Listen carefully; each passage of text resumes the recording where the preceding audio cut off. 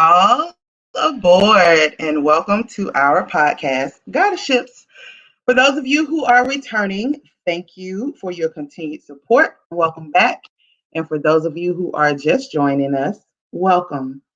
So I am solo dolo tonight because FACKTgoddess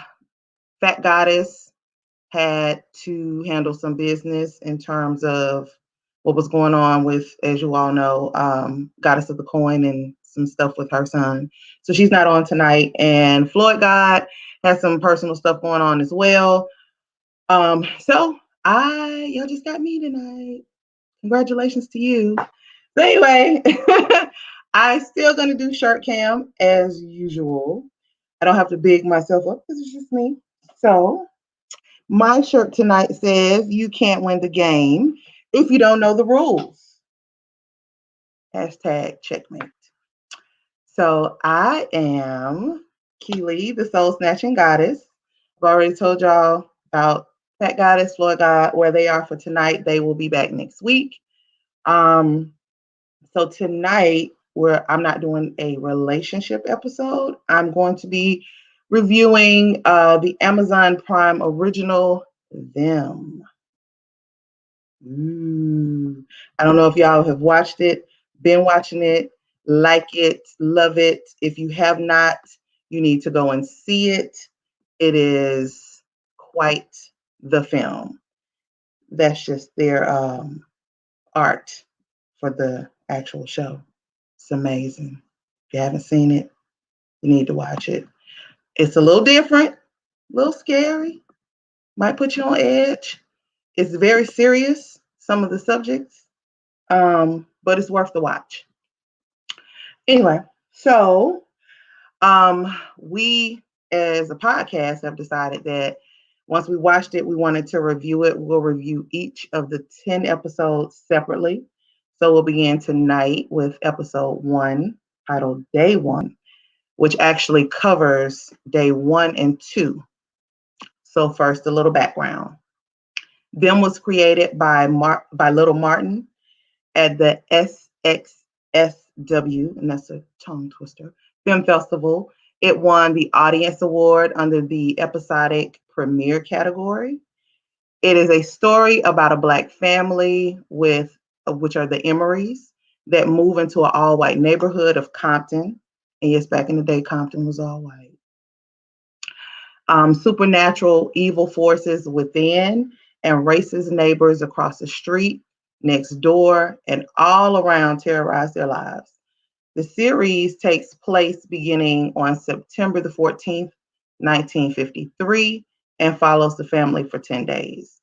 Between 1916 and 1970, about 6 million Blacks relocated from the rural South to the Northeast, Midwest, and West.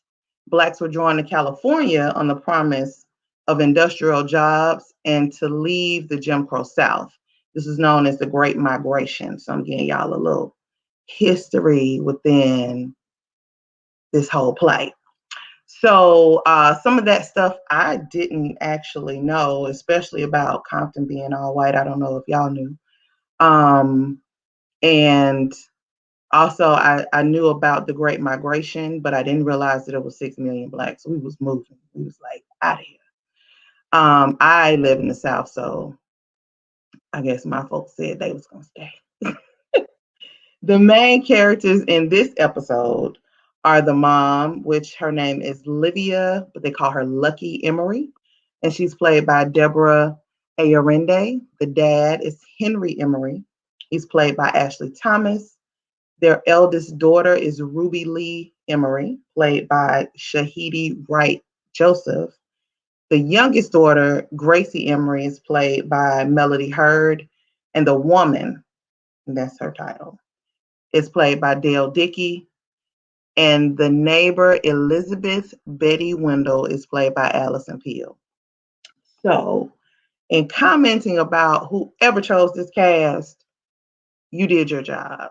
I'm sorry, like, hands down, if y'all have watched it, if you're going to watch it, when you watch it, whoever chose this cast did an excellent job, because each person played their role to a T. Um, especially Betty, the woman, all of just everybody, even the neighbors, the people in the neighborhood. So they chose their cast quite well. So let's get into it. The way that I'm going to do the review tonight, since it's just me, some people haven't watched it. So I'll describe the scene, talk about it a little bit, break it down, what I saw, and let that be the reason. So the first scene begins with opening on a visual of the house in the tone of red. So in filmmaking, color sets the tone, and red is used to denote passion, danger, or power. And in this case, it's danger. Lucky is feeding her baby boy fresh peaches. She states the line, "I'm right here," which will carry through the entire series. So put a check mark by that. When the woman approaches the house, and that's the woman, approaches the house, and she's singing a song that begins, "Gone are the days when my heart was young and gay. Gone are the days, are the toils from the cotton fields away." So Lucky feels and gets an eerie feeling about her, tells her to leave. And the woman hears the baby cry. And she inquires about him, his name, and Lucky tells her that her husband will be back soon. And this heifer says that they have been watching and know that he left with their daughters about an hour ago. And then had the audacity to ask her if she could have her son like he was a toy. She jolts awake in the car, and they're on their journey from Chatham County, North Carolina to Compton, California. So that was like a little slight flashback, but not a full scene. Um, and just the song and those songs from back in the day were very telling about how the South was. Just her asking for her son as if she was like, "Can I have him?" Was disturbing, but that just goes to show how back in those times we, and still almost now today, are not looked at as human beings, that are not toys, that are not possessions, that are not um, something for somebody to have, possess, not take seriously, not look at as a human being. And that's still true today. So as y'all can see with all the killings that are happening. But anyway, moving on. Ruby asks, will there be Negroes there? And they discuss the difference in Watts and Compton. And in Watts, the same migration had occurred, but it was more Black people that were there during that time. But they were moving to Compton, which was supposed to be a more affluent neighborhood because it was white. Um, and Lucky says, about how it sounds good as the husband is talking about the neighborhood and saying that they may purchase another car and all of the good things that are going to come from them coming to this new neighborhood. And then they all state about how they're going to show them what the Emerys do. So as they travel across the bridge and through the city, Get Happy is playing. And the line that stuck out to me is, "Shout hallelujah, come on, get happy. We're going to the promised land." But once they turn down the street, they're met with stares. One woman grabs her groceries out the trunk and ran inside.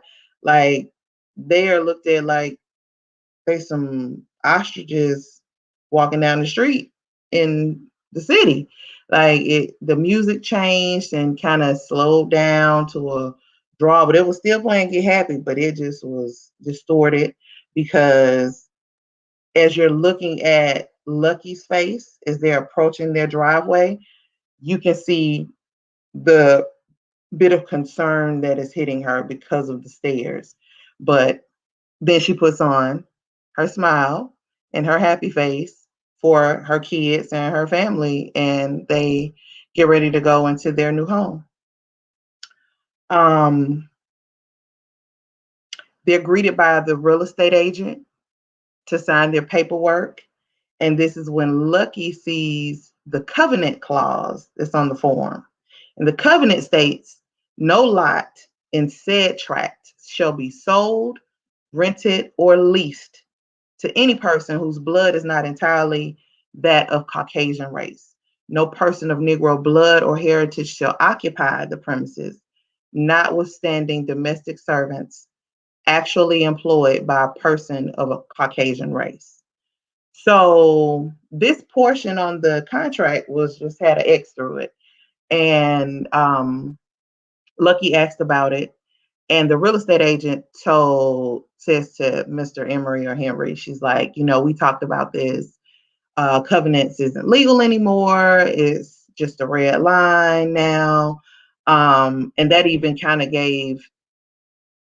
of foreshadowing to redlining. And we'll get into that later. But it's just a lot of stuff that was foreshadowed in this whole series that if you pay attention, you'll see a lot of it. But anyway, so for me, that particular portion kind of hit home a little bit because I've been discussing with my sons. They're, like I said, 18 and 21, if you watch the podcast, and I talked about them.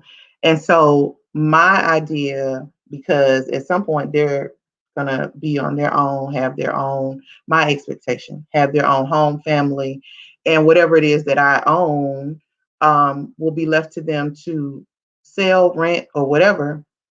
And in my head, I was like, well, maybe I'll do a townhome opposed to an actual house. And then when I watched this, it kind of hit me. Back in the day, the importance of home ownership and owning land used to be so big for us as Black people. And I think it's gotten lost in our culture, just in us feeling that we're freer in how we operate. And so like that really like resonated with me once I thought about it. Because at the end of the day, you have to think about it. The cost of making a brick didn't change. The what it's made of didn't change, but a brick house costs 3-4 times more than siding, anything else. But nothing changed about the brick itself. And just even having land, and just how, if it's in the proper place, it can generate wealth for you. There's towns I know in South Carolina that are owned by one family, and people are actually leasing the land to put their businesses on because the family is not selling their land.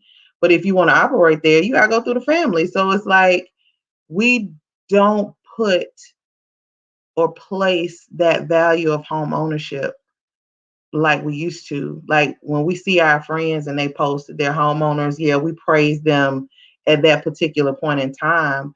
But are we as a people really communicating and passing down to the next generation the importance of that?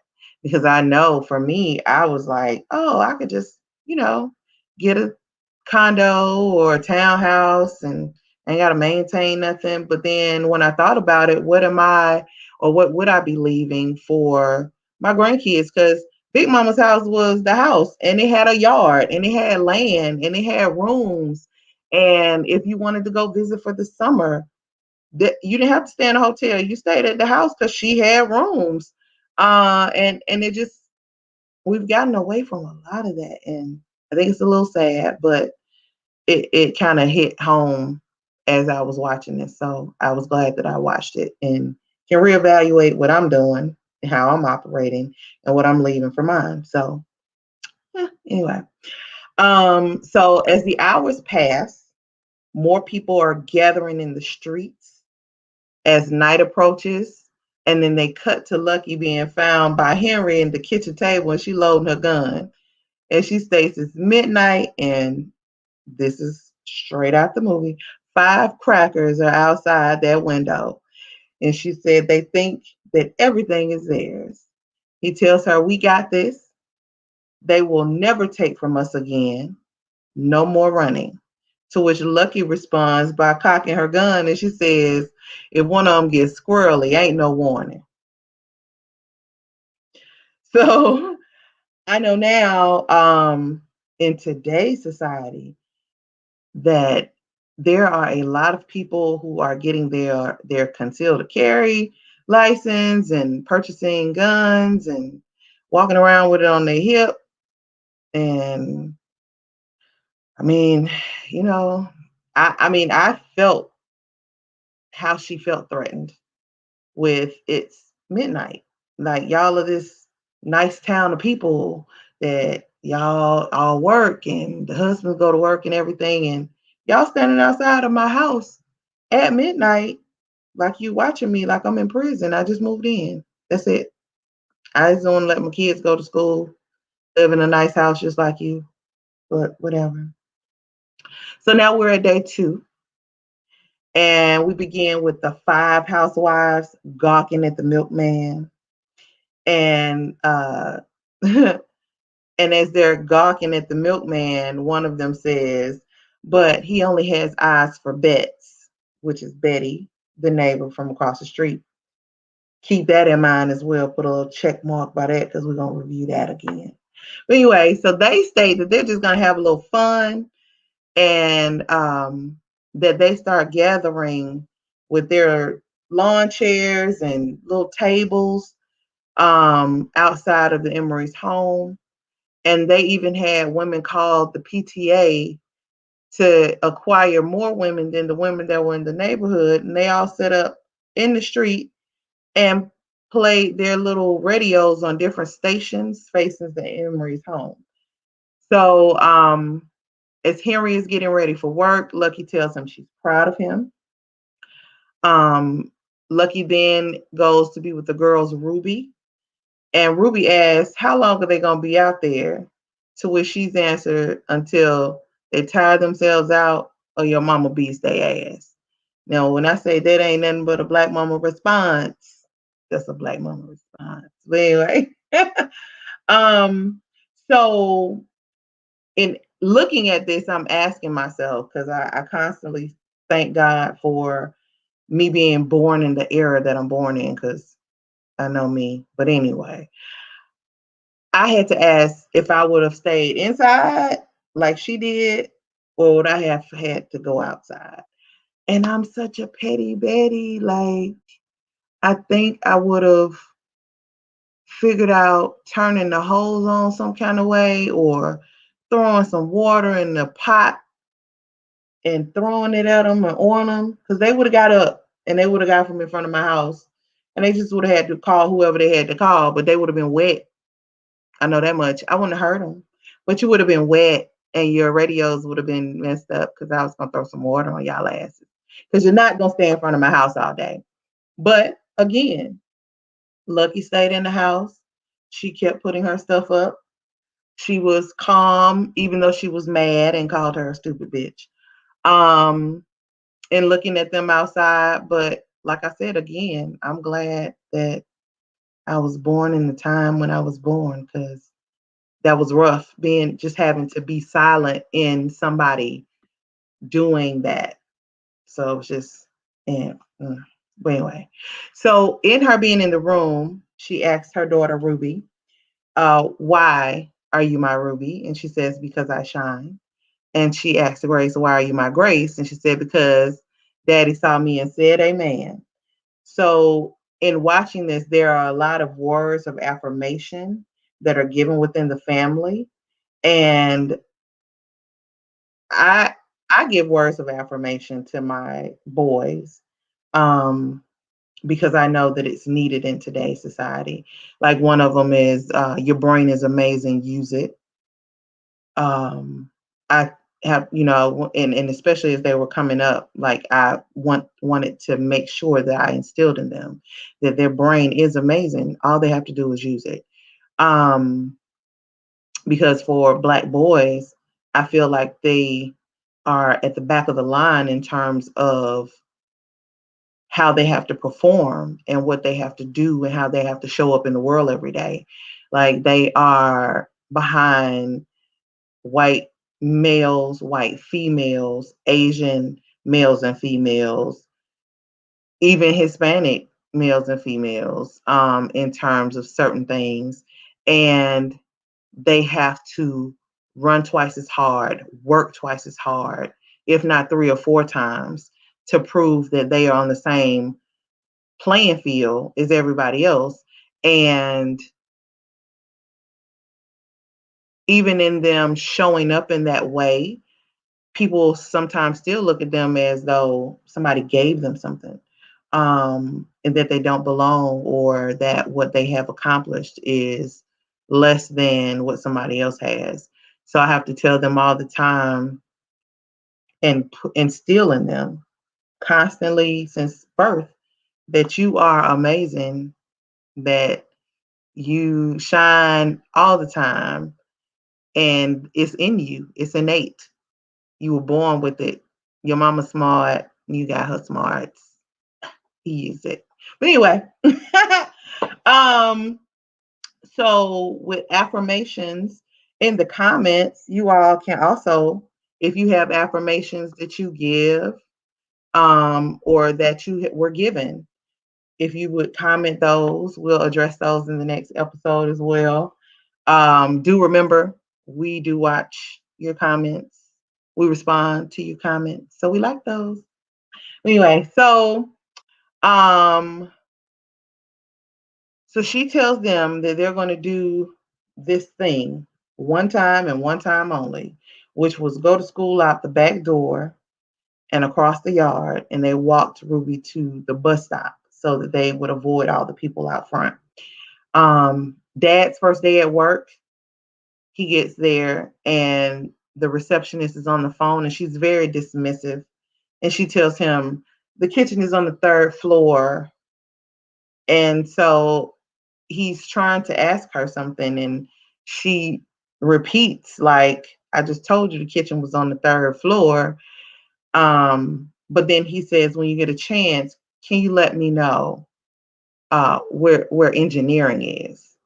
Which I love because they got him as an engineer baby. It's like he ain't come here to play with y'all.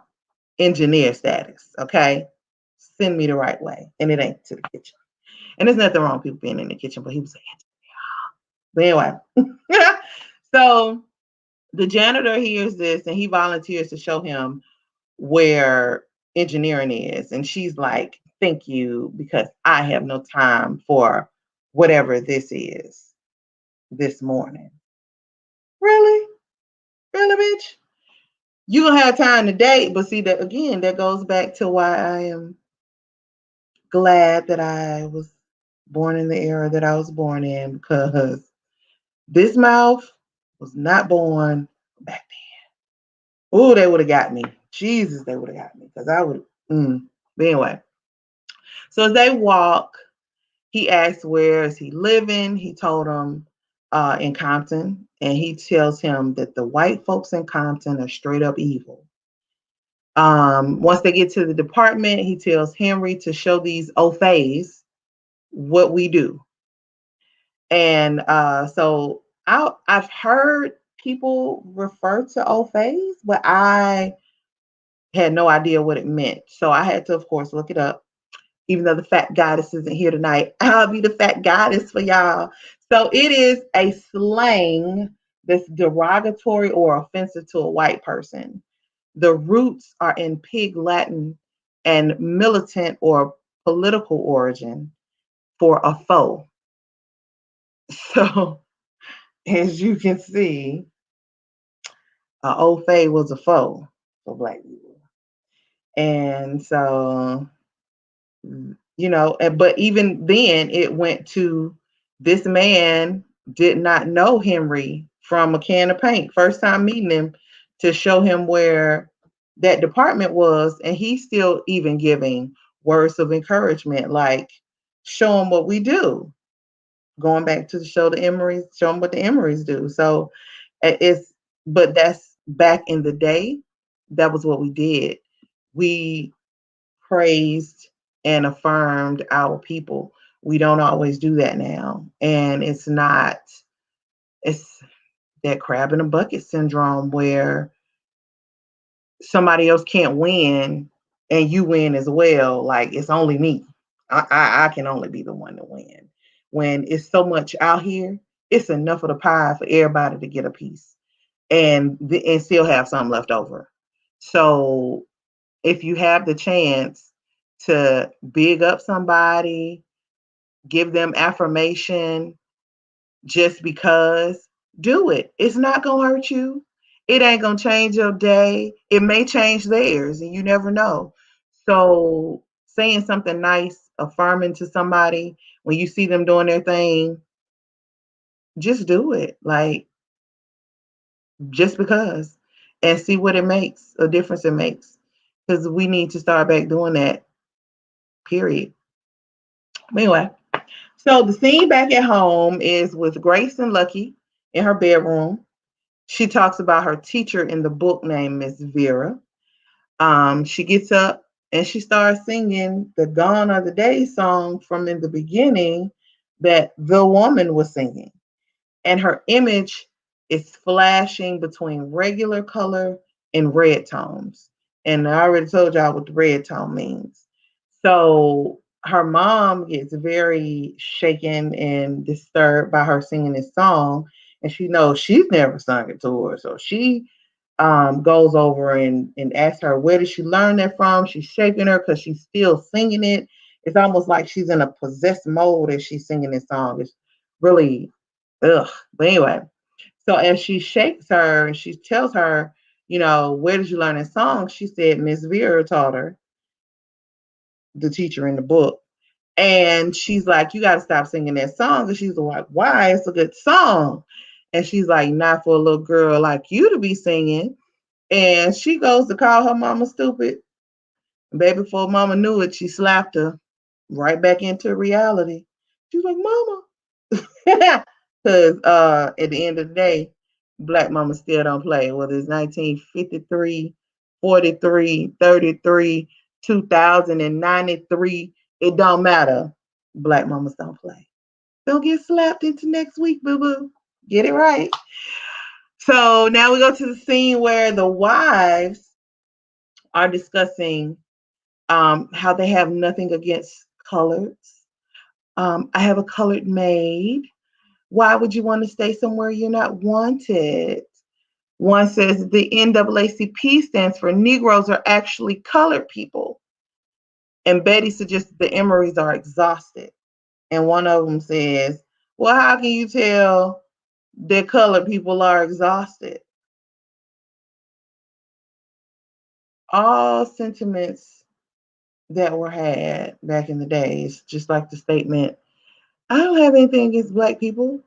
Some of my best friends are black people. Ask them the name who it is. Tell them to give some names. They can't give you none. But anyway, we're gonna digress from that. Keep moving. So Betty then says that they always come from somewhere worse. So we have to make here worse. Another one asks, how do they afford a house in this neighborhood? Because we paid $11,000 for our house. And they put it on the real estate agent selling it at a discount, and that they couldn't really afford it. Mind you, our boy Henry is an engineer, baby. He probably got better jobs than half of the husbands in that neighborhood while they playing. But anyway, and better education than half of them or 3/4 of them in that neighborhood, but they can't afford it. But anyway, moving on. So one wife did not care and said she had something more pressing to deal with. To which Betty replies, something more pressing than them on our street?